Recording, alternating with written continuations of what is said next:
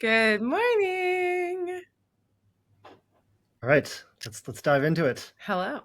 Um, Hello and welcome to Decision Theater, a show where two EAs don't answer your questions, give their friends seriously dubious advice about gambling, bring you all the week's news from their respectively ascendant and descendant careers. Hannah, did you know that I am T minus 12 days from this show being my main thing? Okay, okay. I was just chatting with somebody yesterday about this podcast, and they were like, does Matt have a job? Good question. And I was like, I'm pretty sure Matt has a job. And it's funny, for all that we talk, I don't know that much about Matt's life, but it's possible I'm like, one of the top people, the people who most knows about his life, because we talk every week. As far as I know, he has a job. So what do they know that I don't know? Apparently they know a lot I don't know. Well, I mean, prospectively. What's the deal, bro?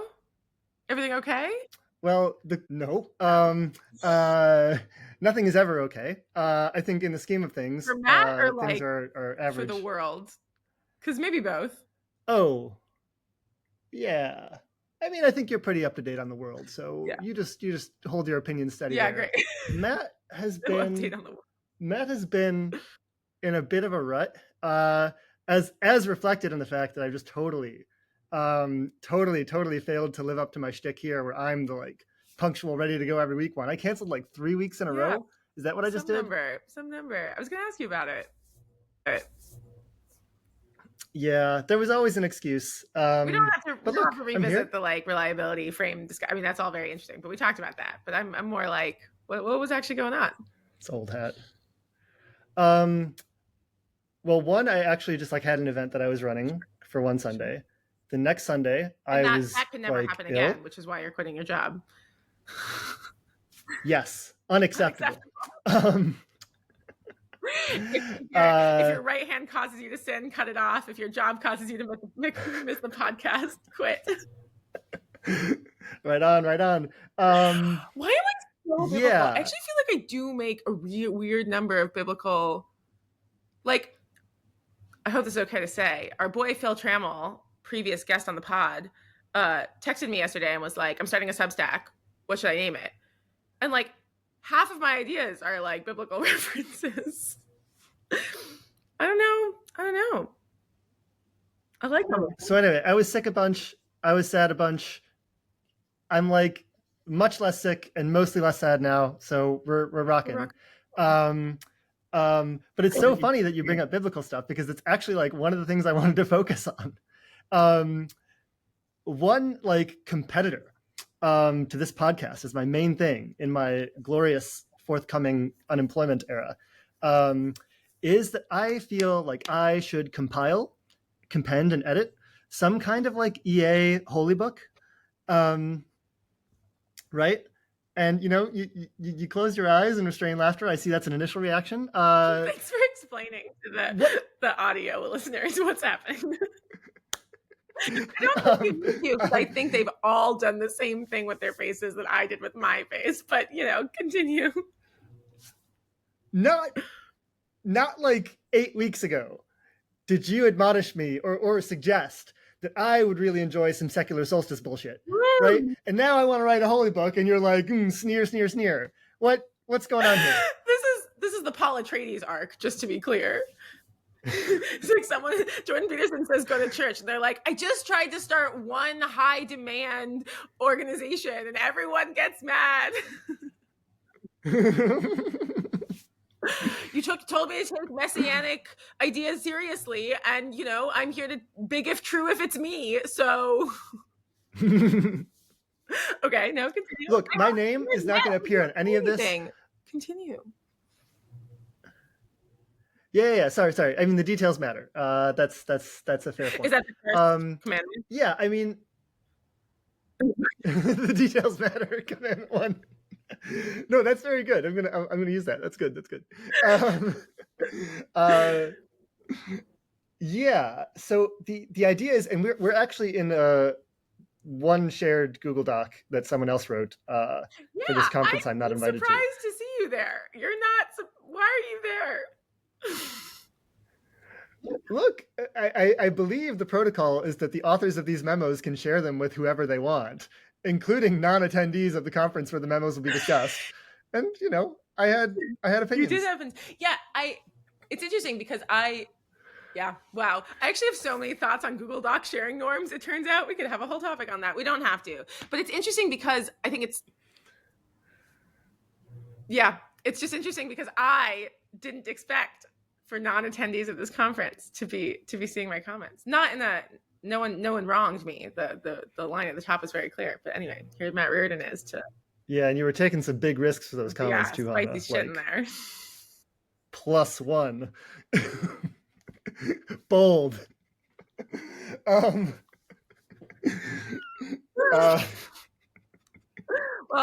yeah. So I'm glad you anyway, weren't sharing on the other memos. No, they're all boring. Anyway, yeah, fair enough. My other memos with these authors are spicy, judicious. exciting titles like "What's Going On in Video These Days," and my theory for why the AI 2027 video did well. The expected volume video podcast. That's what I say. That's right. Anyway. Yeah, I would be very offended if it didn't feature prominently. No doubt. Video. Get on it. Okay, so anyway, we're in the shared memo. And one of the hot takes that the author of the memo made was... Sorry, are you allowed to share what you're about to share? Well, we can cut it if I want. Well, I'm not identifying the author. I'm just saying there is a memo with a take. Fine. Great. All right, and we can just announce our public opinions about the take. That seems fine. If we decide later, whatever, we can cut this. So you decided that we can cut this would be a funny name for this podcast. I forgot. I feel like I've made that joke before. Oh, maybe not. Anyway, we should go with that. Anyway, you sneer, I sneer, we all sneer for bullshit. So anyway, the take is that EA has always presented itself as too much E and not enough A. Essentially, right, is that you should like maybe lead with the altruism rather than the effectiveness. Now, it's true, as I noted, like the effectiveness is what makes you distinct, and that's kind of interesting. Lots of people say be good in kind of various nebulous ways or whatever. But maybe doing this maybe overly earnest, sappy, lead with the nice and kindness, wanting everyone to be good and happy kind of thing in a more nebulous way, and then showing how you deduce effectiveness from that and realize, oh, you care about everyone, therefore you do have to confront trade-offs because we're scarce and stuff like that. And yeah, it might be too over the top or too much for what the main books have been, namely Doing It Better, Precipice, What We Are the Future, these types of things, which are really pop intellectual books. They're hey, here's a neat way to look at the world, clever person, as opposed to something really overly earnest. And anyway, this is what motivates the Holy Book. Yeah. No, I'm just really excited about it. Or I don't know, there's a lot of tones you could take. I'm actually not, my guess is you actually aren't going to go for overly earnest and sappy. I suspect that we are going for is the kind of vibe of we're in triage every second of every day, the classic Holly Elmore post, which is great, and isn't that sappy. It's more confrontational, but in a morally confrontational way, morally demanding, and that I love demandingness, and you do too. Yeah, I'm here for that. In fact, one of these memos had in it, which I was surprised to see, because the context is this is a conference for people who have spent a lot of time in this space and know the arguments and are not in need of buy-in. And one of the memos did have basically a paragraph that was I think people aren't taking their ideas seriously enough, and this many people and animals and sentient beings are dying and suffering because we just aren't trying. And I was so I think that was just extremely cool to say. It's sort of easy to say to newbies, and almost no one calls you out if you're sort of high up in some system. Or I don't know, maybe the College of Cardinals is constantly being is this the faster God has demanded of you? I hope they are, but we don't do that so much. And yeah, I was very excited to see it, and I felt called out and called. Indeed. Look at her. This is my book. So anyway, yeah, I want more of that, right? And this is maybe the beat that I'm. You knew I would like it. This is like what was the sneer initially has had me worried. That's my whole bit. Fair enough. First they sneer at you. But yeah, I just think, and maybe this is the memo author probably shares this view with me, is just like there's just a lot of like pounding the pavement with the communication about the fundamentals that is maybe being neglected, and like there's too much trying to like be clever and reach out for like the distant branches of implications. Yeah. Why is the author of the memo the guest?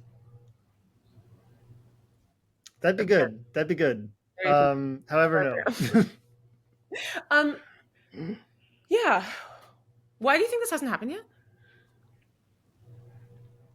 Like, is this just like a total spot in our style of communication? This would be the classic Twitter take, right? It's like, we just do not know how to communicate in this, or like we have selected for people who do not communicate in this way.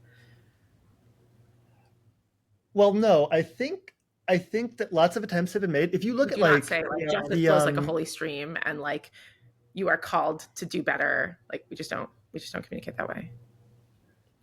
We do a bit of it. If you look at like the EA, what do they call them? Virtual groups or virtual programs, right? The curriculum, the syllabus, like learn about EA.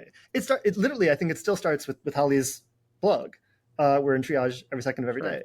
So there's a bit of that. Some people do some work on it, but I just think the community is small. And then there's also this tension between like, well, are we a movement or are we like a like professional talent scouting kind of network?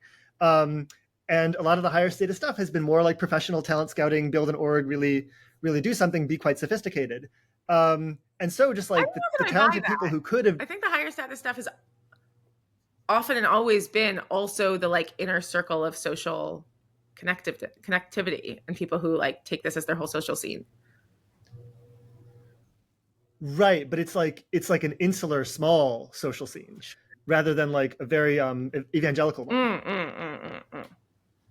You know, this is cool. Yeah, this actually like accords in some interesting ways with like CEA strategy, like sort of pivot or like reorientation.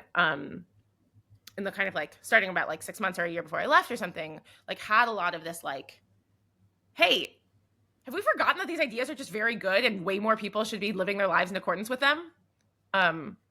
Which I thought was very cool. And I'm glad that they are interested in that. I think the community being small is just not in our, like, just doesn't do the work here. Like, we're small and we've done a lot of things. Like, if we had wanted to do this, we would have done this. I think you have to like account for like some kind of like allergy to this or selection effects or distaste or lack of skill or something. Or it does exist and I haven't seen it. I guess like Bentham's Bulldog talks about things in much more like intense moral terms, right? So there are a handful of bloggers who I'd point to say who really do this like, pavement pounding stuff. Unsung just is like Unsung sort of is an EA holy book, right? We have a first draft. Wait, it just is. Okay, it's a little. Wait, maybe I should go reread it. I feel like it's a little too whimsical and like they're having too much fun and like getting involved in this narrative and trying to be clever and more rationalisty. I mean, granted, the EA stuff is there for sure. You know, I can still hear their screams, the screams of everyone in hell. No, really? No, I can't hear the screams. But you know what I have? The power not to have to. Wow. I mean, no, there's some very, very good interludes that I was momentarily forgetting. Somebody has to and nobody else will. That book is not fucking around, Molly. Okay. That's my take. So, Hannah, who is your favorite religious fellow traveler with whom you review works of art?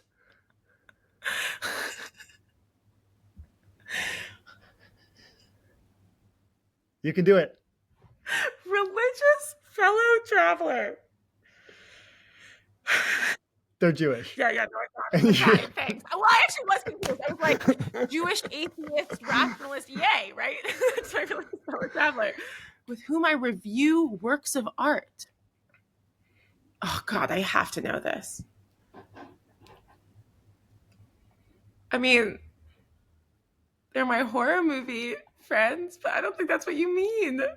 I don't know. It's like a little higher brow, a little higher brow.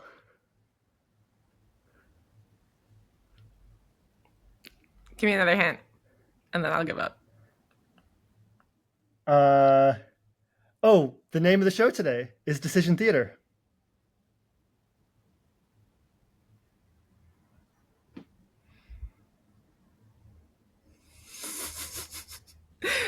The kinds of works of art.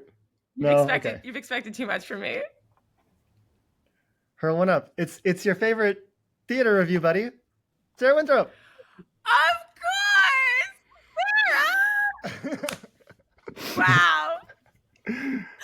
What's up? This is so exciting. Hello, Sarah. Wow, I'm so delighted. Hannah, hi. Wow, you're Thanks for having me. a guest for this. I feel like you embody. Yeah. Sorry, I don't know if Matt gave you any context, but I feel like you so deeply embody a certain kind of like earnest moral attitude towards the work you do and always have. This is so exciting. And we get to talk Bible. This is gonna be great. Just clarifying, is this the podcast where we all go around and say what we love about Hannah, or is that a different Matt podcast? forgot to do that this time, actually. Matt, do you wanna... I'm sure you had one ready. There were like a few Hannah podcast people have been asking me about, so I just, is this the right one? I just spent all of Sunday doing 1 hour chunks with people who promised to produce podcasts that I don't have to work on. This is high yield. Amazing. Well, welcome, Sarah. How do you even know each listeners? other? Through George. Oh, well, hang on. I'll work it into the introduction. This will be good. For the benefit of listeners, our guest today is Sarah Winthrope. And I can tell you a little bit about what I know about Sarah. As we established before she came on, she is Jewish. She is Australian. She's a doctor. She came to pub trivia one time with Hannah and I in London back in the day. You know, that's how we're connected, right? And crucially, her presence on this show suggests that maybe her boyfriend does not dislike me as much as I think he does. Sarah, welcome. Thank you. It's like I'm the stunt double or something. Matt just likes to exercise his beef with various people by inappropriately interacting with their partners. It's okay. I've borne the brunt of this too. It's a good bit. Good. Sarah, so where you've now intervened in the podcast, Hannah and I were talking about my EA Holy Book project. She initially sneered, but she's kind of coming around. More kind of earnest content that leads with altruism and then gets to effectiveness rather than vice versa, so to speak. And Hannah suggested that Unsong was already doing this to a great degree. Sarah, to what extent do you share that opinion? This is a good question. George and I were listening to Unsong together and like loving it. I don't know. Do you know that I read Unsong out loud to Howie? Because it's one of my favorite things. Oh, you should have recorded it. I could have listened to the Hannah audiobook. This would be great podcast content. It's such a good couples activity. I think and he loves her so much. I think, yeah, I mean, Unsong definitely goes into some of the ideas thematically, but as someone who's like definitely interested in EA, definitely interested in Judaism, I think I was a lot more distracted by the very deep, like gematria and very deep kind of Jewish ideas just being like addressed so brilliantly and so hilariously that I think there's scope for a Bible that's a lot more clear cut and just kind of like honest about what it's doing. To be clear, I have not said in the classic EA way, someone's already tried this. You shouldn't. I was just like in the genre. This is actually something I had to learn through YouTube. Just to bring it back to my job. But like literally, so like there was this like AI 2027 video that came out like a month before ours that got like millions of views. And I do remember that my first reaction was like, oh no, it's been done. And then people were like, what? That means there's demand. you're just wrong about the sign of the direction of whether this is good or bad. And I was like, great. And that turns out to be like totally right, or at least an n equals 1. So this demand. I was not saying he shouldn't try. That's so interesting. It does strike me that I think, Unsung can be enjoyed by basically all people, although it is true that my partner in particular, and you might wonder how we sustain ourselves as a couple so well, given what I'm about to reveal, but he doesn't like puns. And so there were entire chapters where he was like, I will listen to you read this because I love you and I think there's more plot coming. I was like, whale puns. Anyway. But so I think lots of people can enjoy it. But I do think it's funny because I do think there's like a set of people who like don't have as much Kabbalistic and gematrician knowledge, who will like, there were a few references they don't get.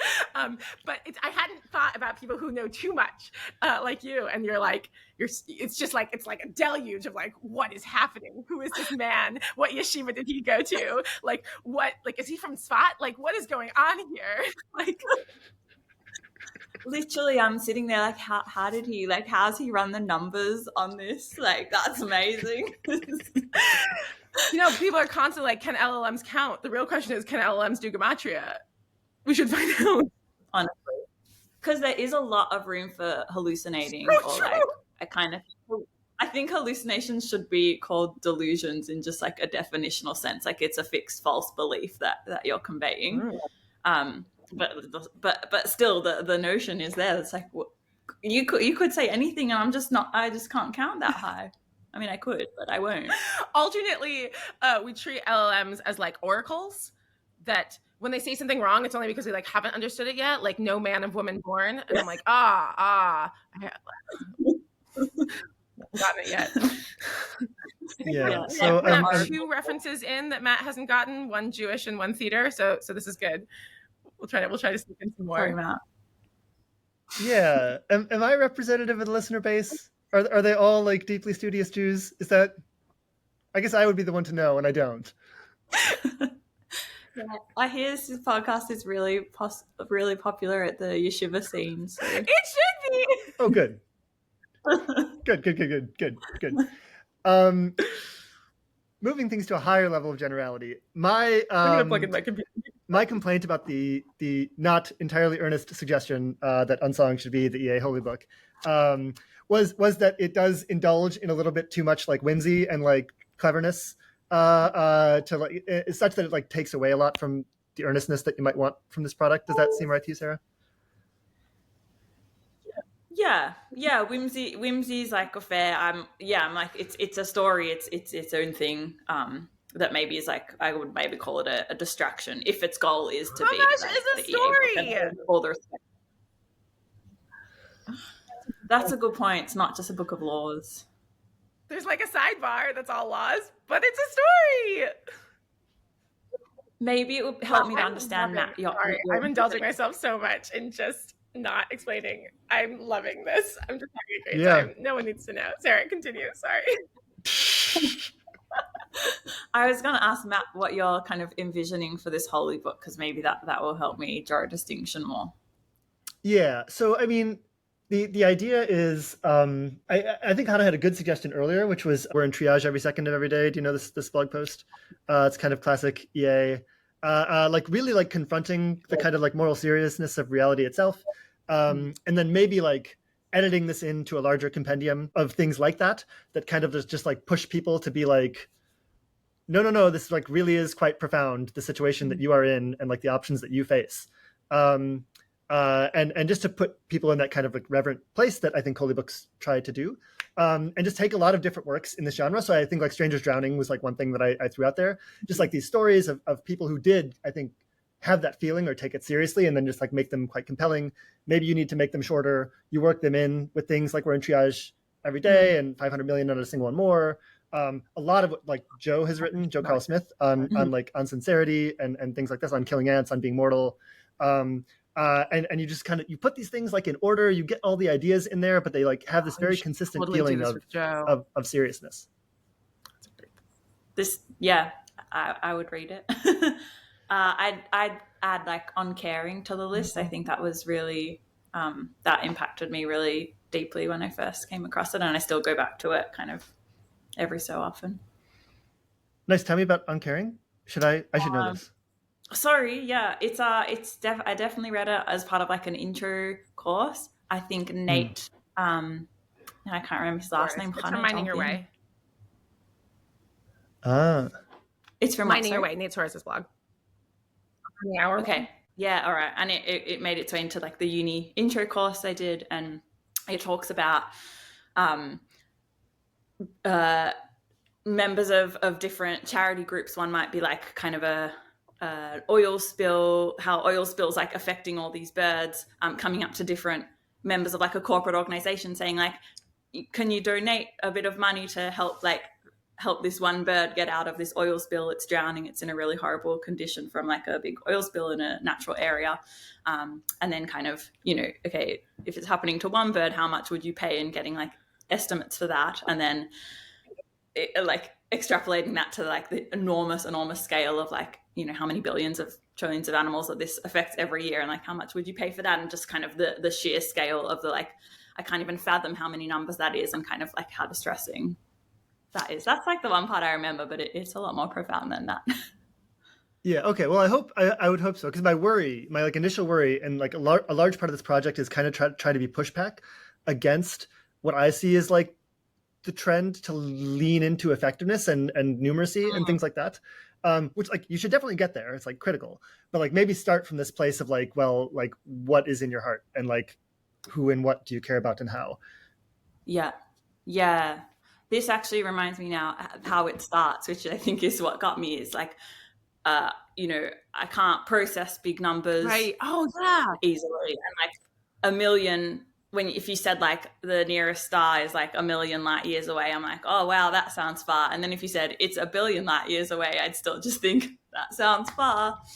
And then bring it to like, okay, that one bird that's suffering, that's like deeply upsetting to me. And a lot more in between. I think one of the things I really like about this is like, I'll confess, like one of the sort of political, intra-EA political dynamics that I see a lot is something like, should we sort of like make the arguments for the things we think are right, including the like really weird things, or should we sort of like talk to people where they're at or something? And I have definitely sometimes felt details matter, but like some kind of like aversion to the latter, where I'm like, to the extent that trades off against just like saying what I think, or like, I don't know, reaching people where they're at sounds like it's exactly what, of course, I would do in a one-on-one conversation, but it somehow has always, I think it's just very unfair to the people who make this argument, and they are making a much better version of it. But it has always felt to me like a kind of like lack of seriousness, frankly. I think that's just like totally unfair, but it's felt like that. And what I like about the thing you're saying, even though you said reach people where they're at, or like what's in your heart, I actually think what I'm hearing is something like, I want to call you to something else being in your heart. Like not through arguments and numbers, but like, I do want to make a demand on you. Do you know what I mean? Like this feels like a third path that's not arguments and not, well, let's just start with what you already think. In a kind of like soft, easy way. Like, I don't know, I'm just like attracted to demandingness and intensity of the kind that I think you are as well. I don't know if that ontology made any sense. A little bit. I see it as somewhere, I think, in between those, which is to say, like, at different points in our lives, certainly, but also just like within a day, like we just embody some very different personalities. Totally. Bad example. I get horny sometimes. Like horny Matt is so different than every other Matt. Like totally alien creature, right? But there's also like, I don't know if this is the opposite or like which way the directions cut, but like, like extremely earnest, sincere, like giving, like want everyone to be like loved, kind of like Matt, right? And there's a whole bunch of things in between. There's certainly very cynical Matt. There's like Matt who's trying to get attention. Hi, listeners. Right? And I think that everyone like has these kind of multiple personalities. And what you want to do is, you want to like do some internal family systems work, or at least like point people to the fact that like you might at some meta level like endorse one of these more than the other, or want your life to be more about one than the other, and kind of like overcome these like things that pull at you constantly. I think this is just a great take, and I actually think maybe I've never heard someone make it. It's possible I've just missed it. Sorry, I feel like, I don't know this, or actually I kind of disagree with it with the upshot, but this notion of like, hey, remember that people contain multitudes and they have a lot of things going on. So we know that, and we like know that they have lots of demands on their time and people have lots of demands on their attention. But like, there's already kind of a version of them that exists that like we're trying to speak to. I think I like feel like I haven't heard, and I think about this a lot with regard to like AIs and LLMs and like what personality are you like pulling out of them via system prompts and stuff, and it sort of feels reasonable. I feel like I want to push back on your upshot, which is I think this is actually too much of the E thing you shouldn't be doing, that you don't want to be doing, which is like, what do you endorse? I'm like, that's some nerd shit. I think you want to like, I don't think you want to do internal family systems. I don't think you want people to like think, I guess I want to be the good version. I think you just want to talk directly to the part of them that most wants to do good and like make it a bigger part of them via salience. Like when I spend more time around deeply moral people, that part of myself is more alive and more in charge. Not because I think about it hard and I endorse it. Like it's just there. That's the point of church, right? And that's the point of EA as a community. So like I think take the word endorse like fully out of the book. That's my hot take. Okay, I mean, I'm happy to drop the word. Did you get the underlying argument? Actually, not really. Because I think you just described what I'm trying to do. Because like I'm saying, like, reflect on the fact that you have this in you, and then put more weight on it. No reflect. When I spend time with Sarah, I'm not reflecting. I want to be like a nicer, sweeter person. I'm just like around her, and then she like has an aura around her of like kindness, and like I watch how she interacts with people, and then I'm like, oh, I become more that way with her because I don't know, in part because I want her to approve of me, and in part because of just like weird mirror neurons. But like it's just more alive when I'm with her. I don't do any reflection to make that happen. And that just seems like a way more straightforward and effective strategy and is less nerdy and like it's just more real to how people act in the world. That's like extremely nice thing to say, Hannah. I'm thinking that like when you yeah, I'm sorry. On behalf of people with that name. That's really nice. Yeah, I'm thinking about like Edward de Bono's thinking caps, which is like I remember learning this in like in primary school. We had like a big poster on the wall and it had like different hats in the primary colors, and I don't know, Han, if this will resonate from the teaching days of and probably it's also a way to help with like emotional regulation, but being in different frames of who you are, and acknowledgement that like maybe for children especially those are really distinct frames, and once you're in one mode of like being really curious or being really angry or agitated, it's a bit harder to break out of those, and especially like in a classroom setting when you're opening yourself up to learning, that can become like more difficult. So I wonder, but I don't think it negates kind of the role of a book or how receptive people are overall, but it's like if someone's in a less open like framework or mood or something, then it's like maybe not worth trying at all and waiting till later. But I don't think that's what either of you are saying. Well, I just mean, no, I think this is right. But I think like when I read, why do we read books? Many, many reasons. But one notion I really like for like, especially nonfiction books that kind of could have been a blog post. Why read them as a book?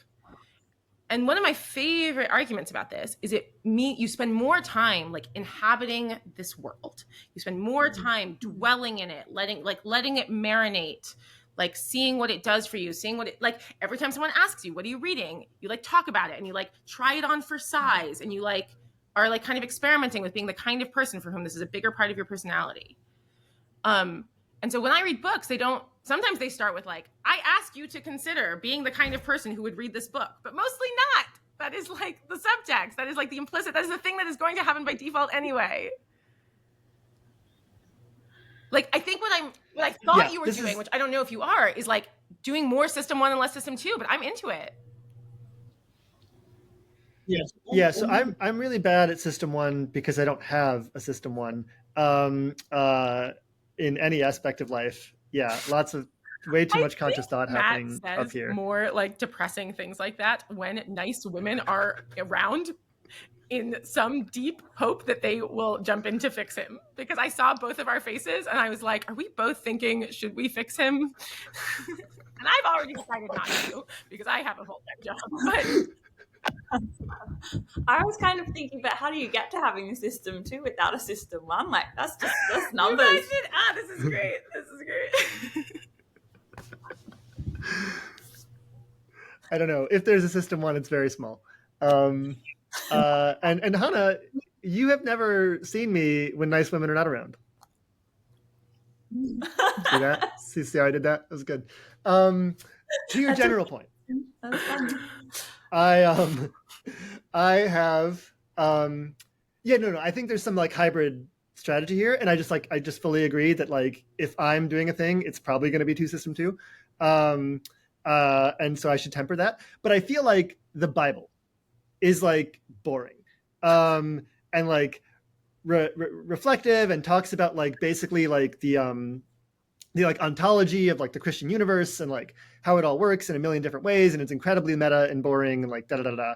And you have like the Catholic catechisms and stuff. Like, sorry, I have to use my religion. I just, I don't know Jewish things. And that stuff, I agree, does a little bit for very few people, and mostly it's going to church and feeling the vibe. But I feel like I'm confused about Bible study. People fucking love the Bible, and I have never found the New Testament interesting. I've tried to read it many times, and I do not find it compelling. And I like the Old Testament quite a lot. And maybe it's because I don't know, I grew up with it. You grew up with whatever, it or something, but right? Yeah. I'm shocked by people love the Christian Bible. They go back to it. They find meaning in it. They like read it as a sacred text, as there are many ways to do, and for many, many texts. And I'm just like, oh my God, my eyes are glazing over, and I'm trying. But I think it speaks to your point though, which is just like, it's mostly nice little stories about Jesus doing nice things for people in context, which is mostly system 1. Just like, I'm witnessing this narrative about people doing the thing that I ought to do. Sarah, do you think? Oh, go ahead. Then, well, I think something that like I haven't read kind of any parts of New Testament. I'm a 5 books of Moses gal, and I think something that's have you really read none? I love that as a factoid about you. You're just like not 0, but like not more than a few minutes. Okay, if we have time on this podcast, Matt, can you ask Sarah and me Bible trivia questions from like Bible bees of your past that we will definitely fail? I'm Catholic, sorry. We take the priest's word for it. We don't do a lot of Bible stuff. But I was thinking something that makes like people, and I've been in situations like this, or so still find myself in situations like this, attending classes of like studying the Torah, and it's in Hebrew, it's not even in English, and just like it's like genuinely enjoyable, and you're like with a community and people who like really love it. And I think something that like might also resonate with like the huge community of Swifties out there, like Taylor Swift drops Easter eggs like all throughout her songs and clues to other albums, and like and the intertextuality of the Torah is like that for a lot of people. Like, this passage about Joseph sounds a lot like this chapter in Ezekiel when he's talking about whatever the the end of time or the redemption of the people, and that's really meaningful. It's like, this is the whole corpus, and this speaks to that, and that speaks to this. So if you get some like Taylor Swift Easter eggs in there, not her lyrics, but it's like self-referential, I think that could be good. It's a great take. This is just this is all just like playing on humans like overeagerness about pattern recognition, right? No, that's too cynical. Like, that's too cynical. One of my favorite definitions of good art, which I've probably brought up before, is like that which rewards further inspection. That if you go back to it again and again, you will find something new each time. So like, what is bad art, or what is like simple or lowbrow? It's like, you got it the first time. Does Taylor go back and like validate various fan theories and be like, yeah, that's exactly what I was doing there? Or is it all just left as a mystery? I think she said stuff about like clues. But I don't know if she validates. She has a whole song called Mastermind. That's a great question. I don't know the answer to that. We should ask her. Maybe get her on the next Yeah. episode. Yeah, would you be? Good idea. Jesus Good idea. Christ. Yeah, let's do it. Should we get into details? I'm like, all right, we're talking about details matter. Commandment 1. I'm like, what's in the holy book? Let's talk about it. Let's start drafting chapters. All right, let me pull up the old outline. I hope I started it's a an Google outline.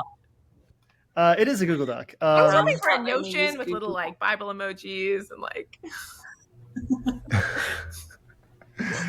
No, let's keep it simple. In fact, Jonah story. I don't know, like, yeah, I don't know if. Well, I mean, one problem that you've already highlighted is that, like, for example, I have not like read more than 2 paragraphs of Nate stories ever. So I'm like missing big parts of like the potential canon here. And then, do we have a chat feature here? Oh dear. Yes. Maybe Yes. not. Oh, we do? Oh, can you like write something in the chat so that I can see where the chat Live is? stream chat. Hello. Oh, way over here. Okay, great. Got it.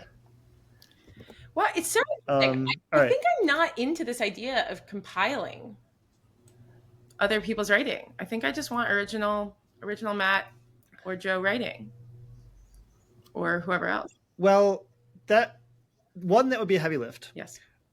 2, I do think sorry. that it would. Is it going to be hard to do something demanding and important? Oh, sorry, my bad. Withdrawn. Yeah, forgiven. I understand because you have a job. Oh, you're not going to have a job, so you are going to do what with your time? Let's talk to you. See, my Bible would be snarky, but that's why I didn't write one. Now, I'm thinking, when you say like original writing, it's like we have a tradition in Judaism that at Har Sinai there was like the written 5 books of Moses that were given, and then the oral Torah, which was like generational laws that were meant to be handed down and adapted for the time. But then there was a danger point around the destruction of the temple period that all those oral laws were being in danger of being forgotten. So someone wrote them down, which was like really amazing and probably preserved Judaism, but also really got it stuck in a certain time period. So I wonder, like, is the Bible at risk of that if we write down, you know, the forum's very dynamic and matches to the changing times? Yeah, I mean, so one thing that I want to include, I don't know if you guys are in the doc, but I have this pattern where everything is on something. And the very first section, as of now, is on disclaimers, which is to say that like this holy book is really going to like disavow its kind of status as like the immutable like word of, you know, the Most High. Sorry, your move to make EA less of the like nerdy bullshit it is to start with an epistemic status for your holy book. I mean, I'm open to revising that. But I do think sorry. The purpose is sorry. It's like Baruch Bar Elohim. In the beginning, God created. Wait, just sorry. Before we start, I'm not totally sure that like this whole heaven and earth distinction is a good idea. Like it might be more of a spectrum, and like the land and the waters. You know, I don't want to overstate. Just want to confirm. Yeah, I want to check with a few more technical advisors. Get some feedback. Get some comments. Well, I am mostly going to avoid that, but I do think it is important to say that like on disclaimers, I will mostly avoid caveats and disclaimers in the following text. Yeah. Yeah. No. Okay. I mean, look, I'll get feedback on just how ironic the whole thing is. But I do think, I think to Sarah's point about like once you've written something down, now it gets this like special canon status and like get stuck with it. Is like one of the challenges, and it'll be I think hopefully issued in a very earnest way. Is like, hey reader, like no like God or like parent in the sky with like agency is going to come and save you and do this for you. Like these are just ideas, and if you put this book down and reject them, well, that's on you, and you've got to figure it out. which I don't think the written oral laws say. Right. Oh, I might. That's just a good thing to say, and that it allows you some mutability for future generations and whatever. Yeah. Like do have a premise of like listen to the leaders of your time, or like Maimonides has said, like listen to the scientists of your time, which I just think is super cool. Yeah, maybe before on disclaimers you could preface it with like on irony, and then All right. Well, now we're veering into whimsy, which is a real danger, as we've noted earlier. Apologies. So the one thing we could do is we could write it all down, and then you like how I've just like made us all co-authors, just sort of very subtly there. But we could all write it and then never publish it, and instead memorize it,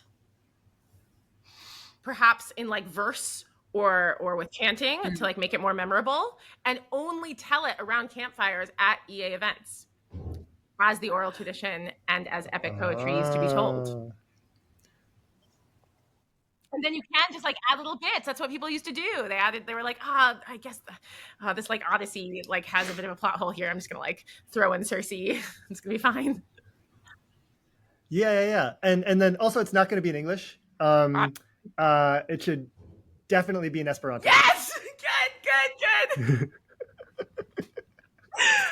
Do you know that I have studied Esperanto? It's like the least surprising thing I could. We did have Duolingo and then had like a little group chat with people, and then we would like have calls and practice speaking in Esperanto, and I was part of the Esperanto like Facebook group. What do you mean was? What happened? I lost the faith, but I'm off the derech, but I'm sure we can come back. You get it back for this this new chant. I think verse and memorizing it seems really good, like to song or like in play form. Like maybe there's some elements that are more like you get up there, you perform the story. It's very memorable. Theatre. This is why stories are important. It's not just about whimsy, it's about memorability. This is a new session type at EAG. We get people up on stage and they perform parts of the canon. This is great. Yeah, absolutely. That's really Absolutely. Once Unsung the musical is written. Get Amy on the phone. That's amazing. Obvious. A real thing that is really happening, to be clear. This is not a bit. Oh. This good. is in production. I didn't know. This is great news. When is it gonna release? Lord only knows. Perhaps literally. But when it does. When's it gonna win all the Tonys? That's great. When it will perform in the EAG. Amazing. Sarah, what should we have talked to you about that wasn't my stupid holy book project that you've wanted to tell Hannah all these hours, presumably you haven't spoken? Yeah. I don't know where to start. I'm so overwhelmed. I like when Hannah tells me puns. Sometimes Important. Hannah, sorry? I'm going to stop you right there. Hannah, in the 3 weeks we haven't recorded an episode, did you reflect on your failure to appreciate my amazing pun at the end of the last episode? No, that was so bad and not even original. It was so bad. Okay. It's entirely possible that it's not original, but it was co-invented. I didn't see it anywhere else. It came to me on a walk. I was proud of myself. And the build-up was good too. I'm going to send a clip to Sarah, and she's going to let us know after. Great. Anyway, Sarah, continue. Heretics. Okay, never mind. I am up to date. Let's pretend. So, Sarah, you want puns, and then you were going to move on to something else that you like to get from your interactions with Hannah. Yeah, I love chatting with Hannah about different movies and musicals. I met Hannah's cousin yesterday, and I love doing a bit of Jewish geography. Is always a great time. Hell yeah. Always a lot of good stuff. Good. That's very exciting. I was very excited for them to meet you and for you to meet them. I think you will have a grand time together. I think we should try to convince. Okay, Sarah, Matt. Sorry, I got a lot in the 6 sentences I tried to start at the same time. Matt, we need to convince Sarah to start a TikTok. I thought this could come up. Sarah has an extremely good bit, like a really good bit that she taught me. That's like just one of my absolute favorite things, where it's like, you know, God, do I have a good example to mind, Sarah? Can you help me? Oh yeah. You know, in Taylor Swift's Anti-Hero, where she goes, hi, the problem, it's me.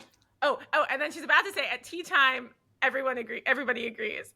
And Sarah has a bit where when we sing songs together, when we're at karaoke, which I've now taken to like a million different places, when someone's about to say something like, and everybody agrees, Sarah goes, is there consensus?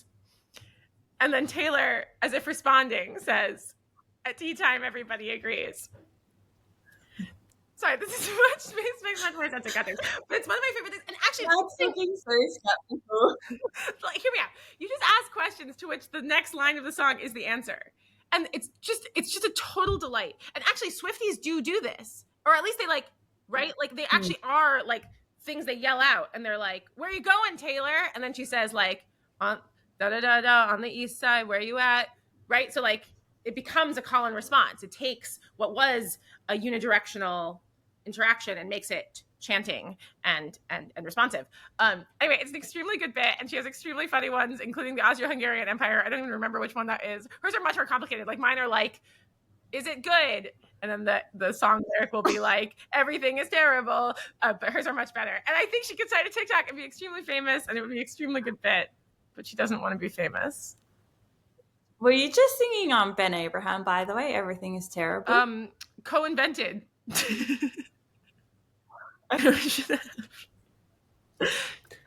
Yeah, I mean, look, I was lost for most of that, but I think towards the end, it makes sense. I could see those being good, entertaining TikToks. The question is, does Sarah want to be famous?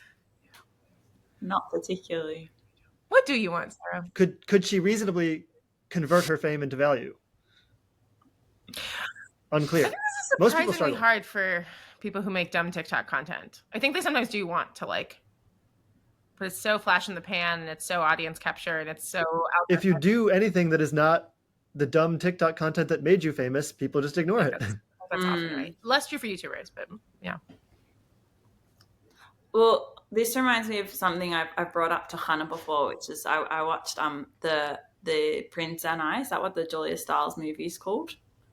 So Julia Stiles plays this university student. She's pre-med, she's really excited to go to medical school, and then she's maybe in like Wisconsin, I don't know, in university somewhere, and there's the king of like some European empire comes to university on exchange, and he like falls in love with her, and he's like, I want you to come back and you'll be the queen. And she's like, oh, but I want to go to medical school and do MSF and really help people. And I saw that movie, I was like, yes, this is, you know, like kind of noble virtues. But I said to Hannah, like, she could become the queen and have like so much value, like she could really increase their country's foreign aid. Wouldn't that be amazing? I can't remember what she decides. Maybe she does both. It's a movie. Oh yeah, kind of rationalist movie corrections, just like people making strategically silly decisions. I'm sure there's littered with them. This is a terrible TikTok idea. Maybe it could be an amendment to the Bible. Be like, also all this other pop culture canon that is wrong. Let me help. Oh, that's a good question. What pop culture is good on this front? Like, what is holy to Matt Reardon? Yeah, no, that is a great question. I should reflect on it. I'm like such a Philistine, right? Like, it's especially difficult for me, but it is a blind spot, and so maybe I should give it more. I think you should listen. I feel like I want to give you an assignment. Sarah, I've definitely recommended this to you before.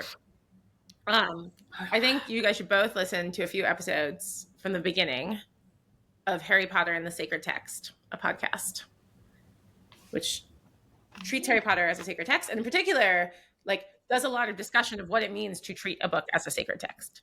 And in particular, it's like very Jewish. They do for a while a lot of like Jewish ways of treating something like a holy text, which like Pshat and Pardes, and like there's like all these like structural ways of engaging with text. But then they bring on other people and they're like, how do other traditions what does it mean to treat something as a holy text? And then they do that on a chapter of Harry Potter. And it's exactly as, cringe millennial, as you'd expect, but it's like very beautiful and very earnest. It sounds like it will be really good research for the Holy Book map. That's what I'm saying. Yeah. I really feel like if you two advise me well, we could probably get ambitiously 10% of the world's smallest religious minority to really, really buy in. And that'd be huge. The world's smallest religious minority being Jewish, atheist, rationalist EA women. Me and my fellow travelers. One way to parse it. Exactly. Sorry, no claim. All right, because I'm non-atheism. That's for her to say. I had better let you two ascendant do-gooders / career women get back to your Sundays. Yes. Well, I descend into unemployment and degeneracy. Sarah, thanks so much for joining us. It's been a lovely time, and I think the Holy Book has been much improved for your presence on the show. Oh, that's very kind. Have a beautiful day, everyone. Bye, All right. Bye, Sarah. So obviously you should go on some kind of spiritual journey, right? Like you should go on a pilgrimage or wear sackcloth or do a hunger strike or do a jhana retreat or do ayahuasca, right? It would be crazy not to do one of these. There's the whole menu of things here. Yeah. Well, I am going to move to Berkeley. Yeah, that's kind of like a pilgrimage. Come to the Holy Land. And yeah. Make Aliyah. I'm going to come to the dinners. I'm going to live in the group house. Oh, speaking of which, I have a couple of group house options that appear to have opened to me. You're not going to ask. I don't know if you're aware of others. On the relative value of group houses live on podcast, are you? No. I was just going to ask you to add whether you knew of some openings. Great. What do you think about? Because I think most cool group houses are very much above the checking Bay Area EA Rationalist Housing Board on Facebook. There's a couple that are, and they're okay, and I respect them. And thank you so much for the offers, guys. We totally shit on the people who. I just think it's a limited selection. That's all. It's limited. I'll ask around. I think they don't have an opening, but what would be really fun is if you moved into the group house. That's exactly 1 block from me. And who lives there? That's the Katya, Arden, Eric, Joe for running the book. Yeah. No, that one Arden showed me around one time. And it is a nice house. The rent is shockingly low. Because she also decided to tell me the rent, even though there was no opening room. Maybe I asked. I don't remember. But no, that would be kind of ideal if there was an opening. Then we can live together. Yeah, is your place just you and your partner? Yeah. Wow. Yeah. Trad life. Yeah. Well, actually, our good friend of the show, Daniel Phylan, has a room for me. Hell yeah. It appears to be further confirmed on Monday. I'd be hard pressed to do a lot better than that. I think it's a great house. This is extremely exciting. So that's pretty exciting. That does seem like the right thing to do. Just to throw it out. Obviously, the alternate thing to do is for you to either via living alone or founding a new group house with Holy Book values, sort of create a new social node, right? You might want to imbibe and inhabit, and then you might want to be a part of the scene as it currently exists. But if you're trying to change the scene, you might want to be I will start the Matt Reardon house for the nihilistically inclined. Nihilistically opposite. Why do you think you're so obsessed with bulwarks against nihilism? Because you have no intrinsic pull and temptation? Yeah. Come now. That's a fair assessment. What a coup it would be. People not in danger of nihilism do not worry about bulwarks. IMO. Yeah. What a huge coup it would be if I got Andy to leave DC and come to my new anti-nihilism EA or Bay Area EA house. The wholesome home gym group house for sad boys who want to think good and do good. Except Andy is emphatically the opposite of a sad boy. Not sad. What a happy and well-adjusted dude. Yeah. Well, baby steps. What is, baby steps. are you I'll going come to tell to us some. what's happening with your job?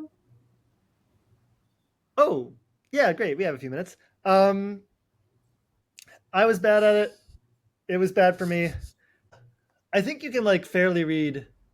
No. So this is making it too intellectual, right? I had my like Solo VAs and Trouble post, which I think if you read between the lines can be saying like my job is not aiming at the right things or doing the right things.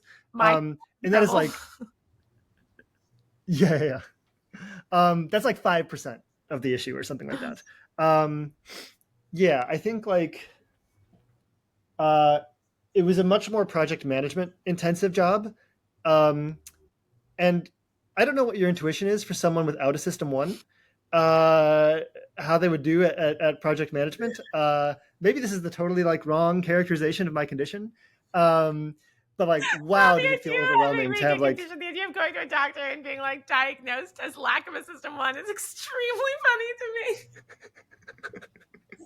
We're like, it's like you're familiar with Daniel Kahneman. We did a CT scan of your whole body and we couldn't find a system one anywhere. Anyway, yeah. Wrong diagnosis of your condition, but yeah, I mean, just having like, as I counted, like 13 like different projects that I was running in parallel with competing deadlines and like so many stakeholders.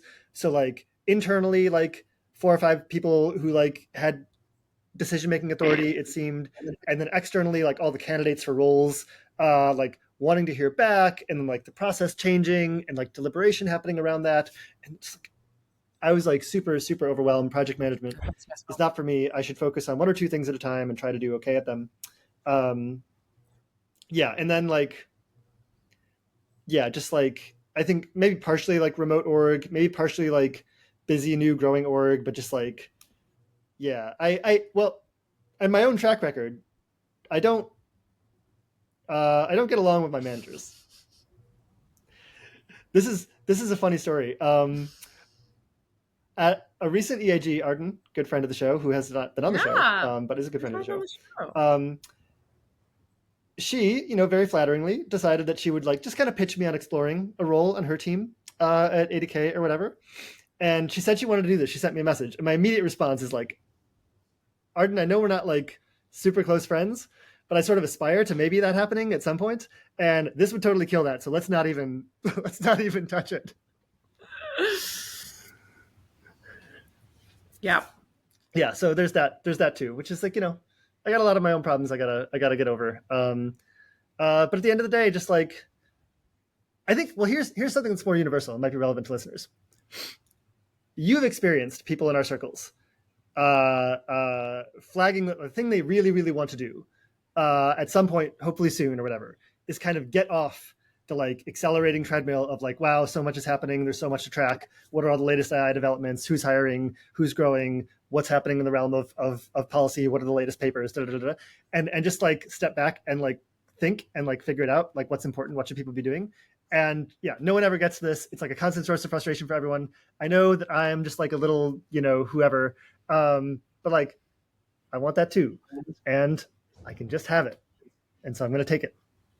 I love that. That's great. I think you should have weekly dinners where you talk about morality and invite people and hang out. Sort of like half Shabbat, half like moral reflection, half holy book writing. Like you like take the ideas you've spent the week like playing with and like throw them at people and like see what they do with them. I think you should do Inkhaven to write your holy book. Well, wait, don't you know? I'm doing Freeing Caven. Name to be TBD, firmly. Because yeah, I saw Habrika tweet about that, and then I quote tweeted, and I was like, I can just do this for free. And importantly, on pain of if I fail to publish one day in November, I will give Lighthaven $1,000. Oh, great. Okay, but why wouldn't you just do it at Lighthaven? And because it's expensive. because it's too much coddling and hand-holding. We should be able to do this Oh my ourselves. god. Um, The rallying it's like, cry of oh, people I who need, never get I need. anything done. Well, that's why I have the pain of $1,000 to Lighthaven, and congratulations to Lighthaven on their future donation of $1,000, by the way. But anyway, Speaking of money, I think you should ask for money for this project. why? I think it would make you feel like it was more real, and you will be more likely to actually do it.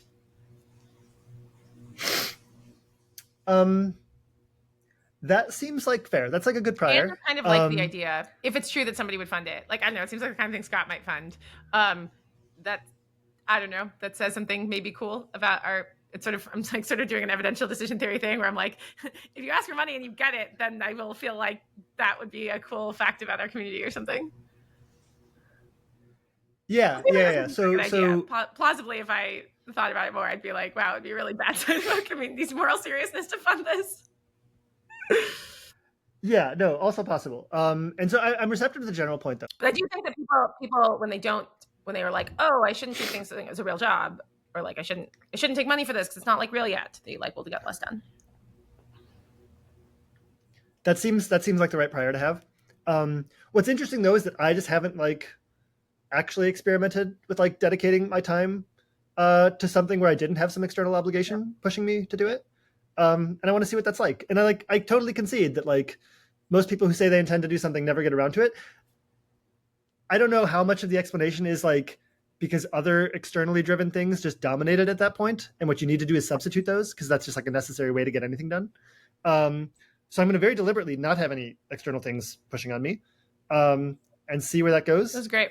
Failure, pretty likely. No, this is great. I think you should take long hikes. I'm going to try. I think you should take long hikes and ponder.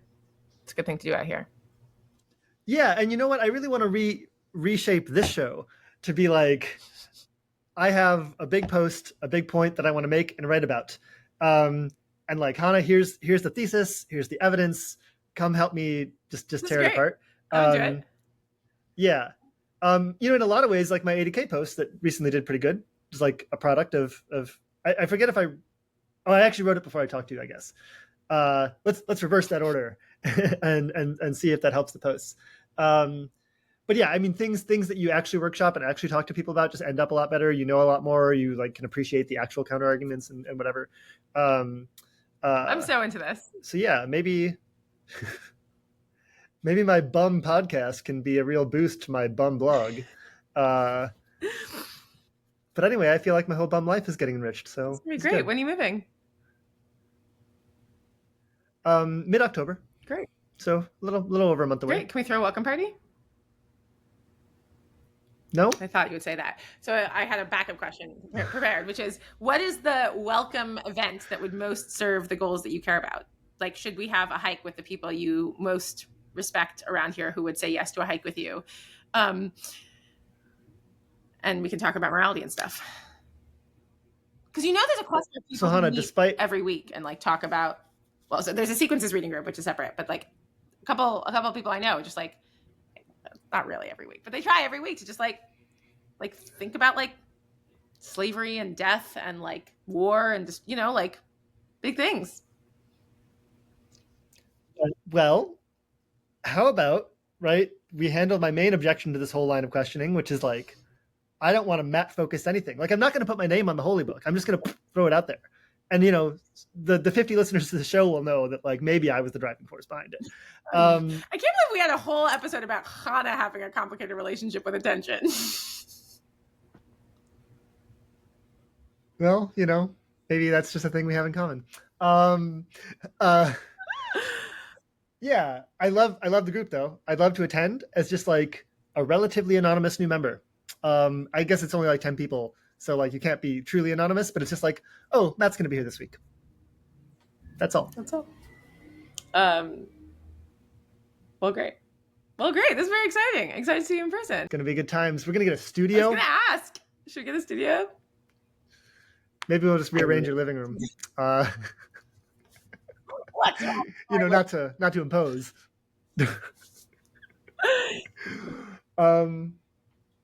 Yeah, well, we've been here on Zoom this week, and we will next week. I'm back in the saddle. Next week is the last employment weekend of my life for a while. The weekend after that, we're all gonna encounter Freebird Matt, and that'll be great. Great. Looking forward. All right. Thanks for podding, Hannah. Likewise.